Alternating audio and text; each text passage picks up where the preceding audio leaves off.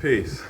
Today I wanted to take a moment and build about knowledge as well as an effective teaching method to help others become more conscious and aware, right?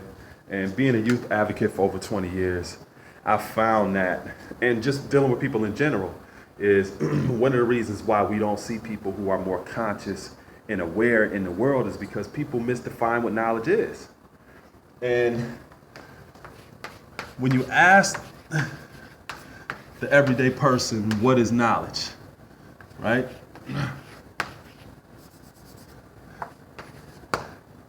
The first thing that most people say, drum roll please, is knowledge is information. And that's not correct. Knowledge is not information. Information is data, right? So when you look at knowledge, knowledge means to know. It also means to be conscious and aware.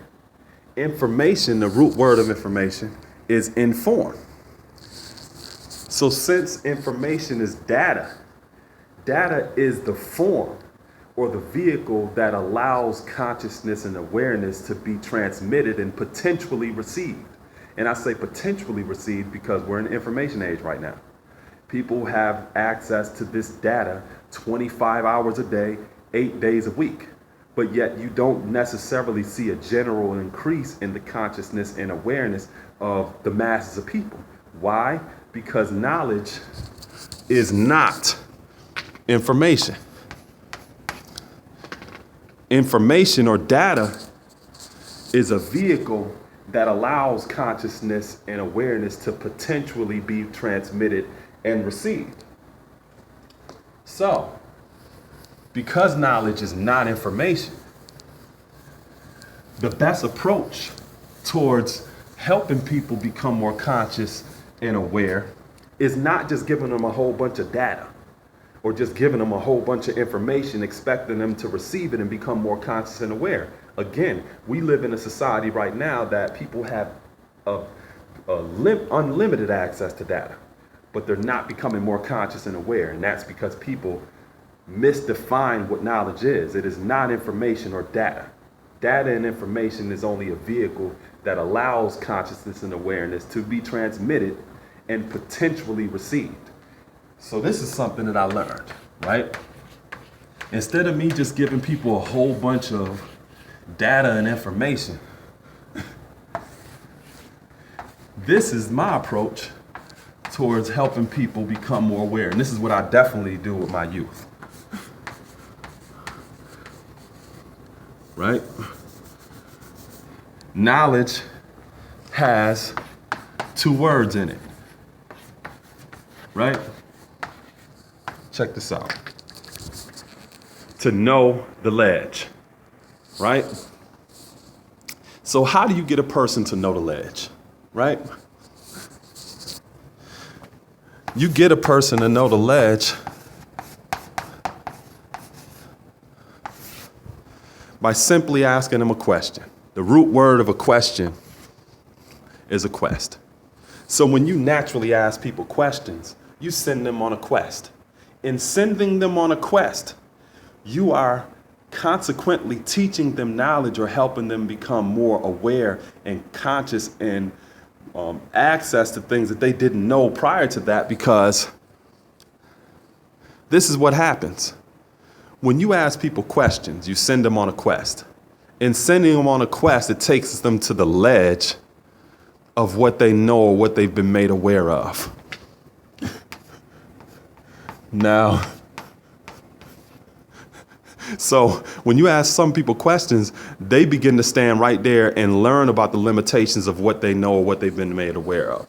Now, here's an example of that. You may have somebody that comes up to you and says, the only way to know God is you got to know the New Testament. Instead of giving them a whole bunch of data or information and sources and trying to do this, that, and the third, just ask them a question. Ask them, well, how did the people learn and know about God in the biblical times before there was a New Testament. How? They knew who God was. They had a relationship with God before there was the New Testament. So when you ask them that question, if they ain't got no answers, you just took them to the ledge of what they know. So in the process, that quest that you sent them on, either their response is going to be, well, where could I learn more about that? Can you direct me to some resources or some references? Either that ledge is going to force them to ask more questions from you so they can further their quest to gain more knowledge and to be more conscious and to be more aware.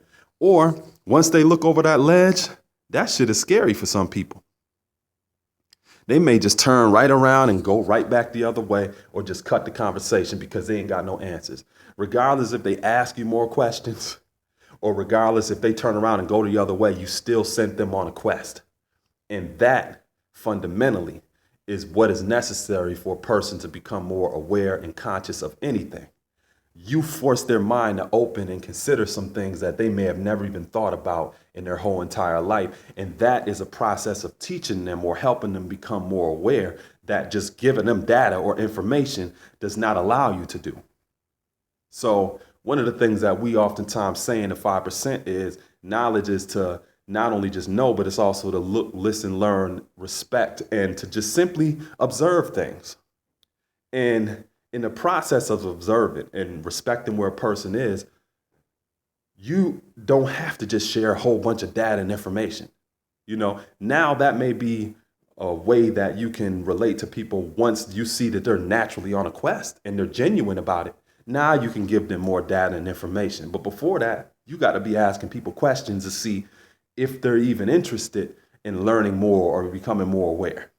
So I will this was inspiring, empowering, was educating, and gave those of you a little bit more insight into not only how to properly define knowledge, but a teaching method that allows you to help people become more conscious and aware and not just simply rely on data sharing, but to realize that data is only a vehicle that allows consciousness and awareness to be transmitted and potentially received. It's not knowledge in and of itself. Peace.